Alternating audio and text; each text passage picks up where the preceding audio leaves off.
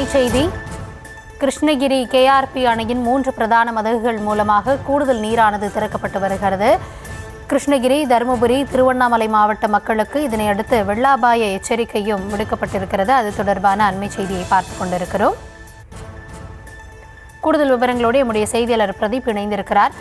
பிரதீப், தற்பொழுது அணைக்கு வரக்கூடிய நீரின் அளவு எவ்வளவு இருக்கிறது? கரையோர மக்களுக்கு வெள்ள அபாய எச்சரிக்கை அடுத்து பாதுகாப்பான இடங்களுக்கும் அப்புறப்படுத்தப்பட்டிருக்கிறார்கள். என்ன கள நிலவரம்? வணக்கம். கிருஷ்ணகிரி மாவட்டத்தில் கடந்த ஒரு வாரமாகவே பகல் மற்றும் இரவு நேரங்களில் கனமழையானது கொட்டித்தீர்த்து வருகிறது. குறிப்பாக கிருஷ்ணகிரி, ஓசூர், வேப்பனப்பள்ளி, சூளகிரி மற்றும் சுற்று வட்டார பகுதிகளில் தொடர்ந்து கனமழையானது இரவு நேரங்களில் பெய்து வருகிறது. இந்த நிலையில் கடந்த சில தினங்களாகவே இந்த தொடர் கனமழை காரணமாக கிருஷ்ணகிரி கேஆர்பி அணைக்கும் ஓசூரில் உள்ள கிளவரப்பு அணைக்கும் நீர் தொடர்ந்து அதிகரித்து வந்தது. இந்த நிலையில் கேஆர்பி அணையில் நேற்று நிலவரப்படி வினாடிக்கு 1400 கனஅடியாக நீர்வரத்து இருந்தது. தற்போது கிளவரப்பணி அலையிலிருந்து தொடர்ந்து கனமழை பெய்து வருவதால் அப்பகுதியில் 4000 அடி கனஅடி திறக்கப்பட்டுள்ளது.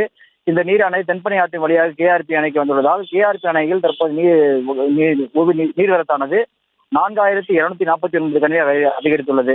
அதாவது அணையின் பாதுகாப்பு கருதி அணையின் 52 அடிக்கு தற்போது 50.55 கனஅடியாக நீர்வரத்து உள்ள நிலையில் அணையின் பாதுகாப்பு கருதி அணையிலிருந்து சுமார் 4249 கனஅடி அப்படி வெளியேற்றப்படுகிறது.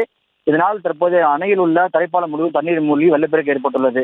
இதனால் தென்பெண்ணை ஆற்றில் 3 மாவட்டங்களுக்கு வெள்ள அபாய எச்சரிக்கை விடுக்கப்பட்டுள்ளது. தருமபுரி, கிருஷ்ணகிரி, திருவண்ணாமலை ஆகிய 3 மாவட்டங்களுக்கு வெள்ள அபாய எச்சரிக்கை விடுக்கப்பட்டுள்ளது.